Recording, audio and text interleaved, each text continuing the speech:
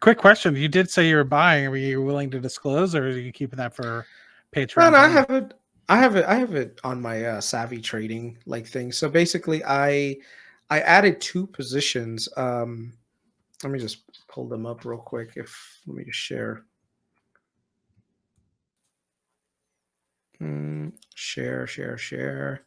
I understand. Proceed. Okay. So here's my portfolio. I've got 92 followers on it. It's free, by the way, if anyone wants to follow. You just go to savvytrader.com and type in Kris Patel, and you can actually see other traders also what they're buying and selling and whatnot. So this is a model portfolio that's based on a similar portfolio to mine. The only thing is this one does not have options. This is just purely stock, right? So you can see here, these are my core positions. I'm about 15% in cash. The rest are here. So we can actually, let me just go through the portfolio, and I'll tell you, I'll tell everyone why I'm invested in each one, and why I think they are they are in their position right now. Okay, so number one, I'm going to start at the bottom and then we'll work our way up Mm. to the top. Okay. I'm trying to remember if I knew you had bros or not. Actually, it was a new position. I only added it this Yeah. week. So the first one is Dutch Bros. Dutch Bros is a coffee company out by the West. It went IPO maybe less than a couple of years, I think a year and a half ago. Yeah. Great growth name. It finally hit operating cash flow starting this quarter. So if you look at the value in it, it's got a lot of potential for future growth. You know, a lot of the younger generation, they're more into companies like, Dutch Bros than rather than Starbucks. So these guys could actually, take some market share from Starbucks eventually. And their business model is very light. So like if you look at how these stands are structured for Dutch Bros, it's actually really small. So there's not a lot of footprint that you need in order to get one of these stores up and running. But they also have like a franchising model where you need to have worked at Dutch Bros for some time before like you get access. Mm. So you don't just like, okay, yeah, I want to open a Dutch Bros like franchise and they just give it to you. Like no, that you have to work there, which is good. That means that the quality is probably going to be a little bit higher. Are they really on the Yeah, East Coast? Because I know that they just kind West of came to Coast, West Texas. Coast, Okay. West Coast, They have a West few in Coast. Texas, and they're opening up quick in Texas. So that's Yeah. why I was kind of curious if it's made its way to the East Coast as of yet. Yep.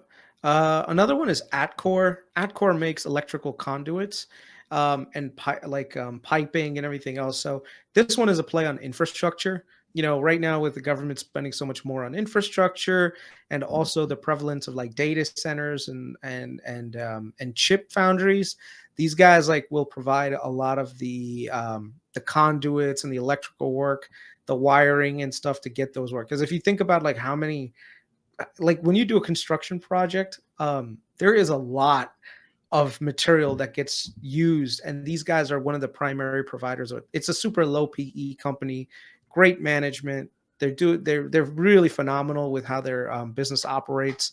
They benefited significantly from PVC pricing last year and the year before, so their numbers were a little bit, what's the word, uh, kind of like, like in the past, it was a little higher than it is today. So because Mhm. of that, they're getting a little bit shellacked today. TFC, I don't have to explain. They're a large regional super bank. A super regional here in the South. I think they're trading way below book value, PEs in the single digits. Easy enough. PayPal, once again, value stock. Everyone knows. Paramount Group, they own real estate. So this is one of my REITs. They own real estate in New York and San Francisco. Mm. This is a play on the San Francisco real estate market recovering. Boston Property Group, it's just like it Multifamily. sounds. Uh, no, not multifamily. Is it commercial? Boston Boston Property Group is mostly commercial. I think I have to double Okay. check on that. Yeah, Regions Financial is another regional bank, very well run down here in the South. Zion is a regional bank out in Utah. They used to be affiliated with the Mormon Church. I think they actually laundered money for the Mormon Church for like years. So interesting enough. Disney, I don't have to really go too far into my bull thesis on Disney because I think I covered it already. KeyBank is another regional out in Cleveland, Ohio. Comerica is another regional bank. Then, of course, it's Wingstop. Wingstop is a very fast-growing fried chicken restaurant where they do fried chicken and wings and so on and so forth. But once again, they're expanding very quickly nationwide. They have a very light asset model, and they're actually able to start up places very quickly. And yeah, I think there's a lot of growth ahead for them. I'm not going to go too far into CMCT because there's a lot of due diligence there, and I'm not going to explain to people. I'm just not. It's going to take a long time for me to explain it, but it's starting to become a bigger position for me.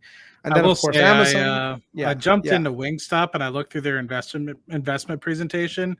And I will say, while it is richly valued, I can understand why you're kind of going after it, because I do think that they're in their infancy with respect to the international exposure. And you touched that when you kind of first introduced Wingstop to a lot of people. But I would say that was one of the most followable investment presentations I've ever looked through. And it was like 100 some slides. And it was just the easiest thing to read through. I mean, not as easy as Amazon, because Amazon literally has like 4 to 5 slides. But if you wanted graphics and getting into the nitty gritty, like the Wingstop investor presentation was phenomenal. Anyway. Yeah. Amazon, of course, everyone knows Amazon is doing their cost cut, which means they're going to have more operating cash flow, which they're probably going to channel into share buybacks. So Amazon. SL Green is a REIT in New York City. They had some really good news come up. So I added to my position today. I'm not going to go into that today because there's just so much to go through. So I'm not going to go through that. And then Google, of course, is our like anchor that holds this portfolio steady. So usually on bad days, it's like, there's Google holding it together, So overall, these are my positions. I only recently opened it up and I'm already down 3.5 something %, but that's better than some people. So I guess I should take that as a plus. Some people are down like way more. So, and they actually charge you. Interesting enough. Yeah. I love it when it's like something that you just put together and people are like, but how's it performing against SPY? It's like, well, don't really have enough time to truly put that together. But I'll answer some questions from the thing. So let me start at the top. So Ahad, yes, I have been doing DD on Dutch Bros. I have not put it on the Patreon yet because it's just really extensive, and I'm still not done with it. But yeah, I'm pretty bullish on Dutch Bros. I've been bullish on them, but their price was just ridiculous earlier last year. Now it's getting a little bit better. Yeah, I'm curious. I haven't looked at it in a while. KeyBank is a national bank. That is true, Jackalope. You are absolutely right. They do a lot of mortgage servicing. So for like a lot of commercial real estate and for a lot of different servicing, KeyBank does a lot of servicing. Who else is next? I'm trying to think of anything else.